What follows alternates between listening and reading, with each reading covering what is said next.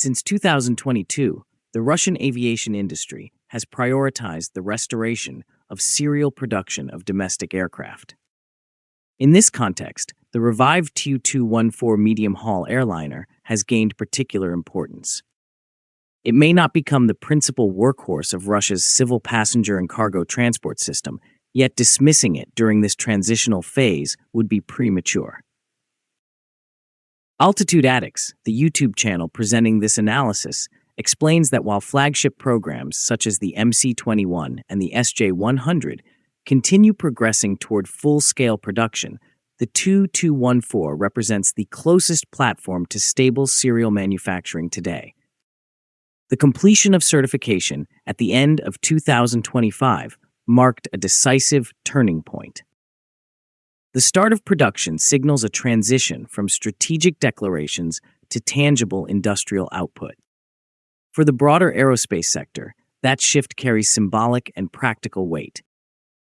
To understand its significance, it is important to look at the technical and historical foundation of the aircraft. The Tu-214 is derived from the Tu-204 family, which first emerged in the late Soviet period. The Tu-214 variant itself made its maiden flight in 1996. Production has traditionally been centered at the Kazan Aviation Production Association, a facility with decades of experience assembling aircraft of this class.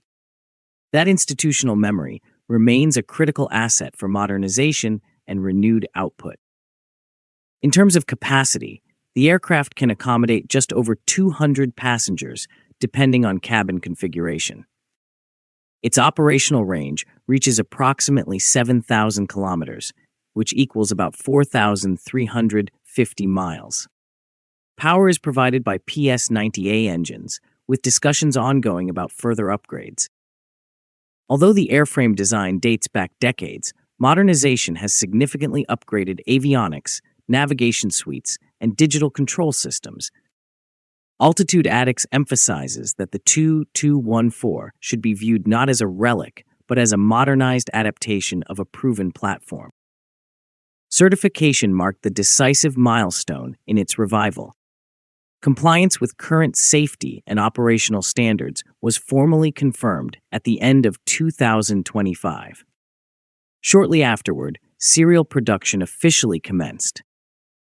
Initial output is expected to remain modest at roughly 2 to 3 aircraft per year. Over time, however, production rates may expand depending on facility upgrades, workforce availability, and airline demand. Restarting serial production is a complex process requiring synchronized coordination among suppliers, manufacturers, and government bodies. Staffing shortages in engineering and technical roles remain a structural challenge.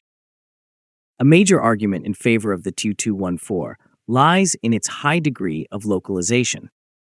The aircraft incorporates a substantial share of domestically produced components, strengthening resilience under sanctions. Modernization efforts replaced several imported systems with domestic equivalents.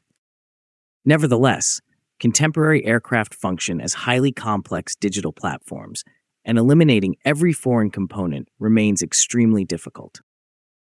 Altitude Addicts notes that aviation import substitution cannot be isolated from the broader global ecosystem of airport systems, communication standards, and high-technology electronics. Even so, the Tu-214 is structurally less vulnerable to external restrictions than programs that previously relied heavily on foreign supply chains. When compared to the MC-21 and SJ-100, the Tu-214 occupies a different role. The MC-21 features composite wings and next-generation engines. The SJ-100 aims to replace earlier superjet models with fully domestic systems. In contrast, the Tu-214 reflects a more conservative engineering philosophy. However, its availability makes it a practical bridge while newer aircraft ramp up production. Some Altitude Addicts analysts suggest that a unified aircraft family sharing common components could provide long-term efficiency benefits. Such integration could simplify maintenance and logistics. Market prospects, however, remain uncertain. Airlines typically evaluate fuel efficiency, maintenance costs, and service infrastructure when selecting aircraft. Historically, many Russian carriers favored Boeing and Airbus platforms due to global service networks and leasing flexibility. Today's environment has shifted due to limited access to Western aircraft. Government support mechanisms, including subsidies, preferential leasing, and purchase guarantees, may prove decisive. Without such measures, large-scale production investment may be difficult to justify. The production base in Kazan remains central to the program. The facility retains essential infrastructure and assembly competencies. Output will initially be limited, but could gradually expand. This would require modernization of machinery, expansion of production space, and workforce recruitment. Aviation manufacturing involves highly complex technological processes and strict quality standards. Even incremental increases in output represent meaningful industrial achievements.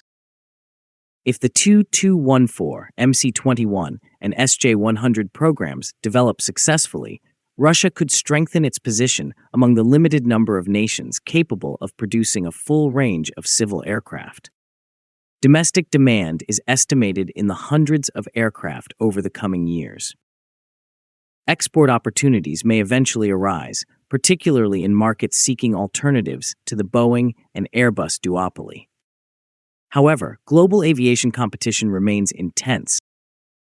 Altitude ATIX underscores that international success requires not only competitive aircraft, but also maintenance networks, leasing structures, certification recognition, and financial mechanisms. These elements are just as important as engineering performance.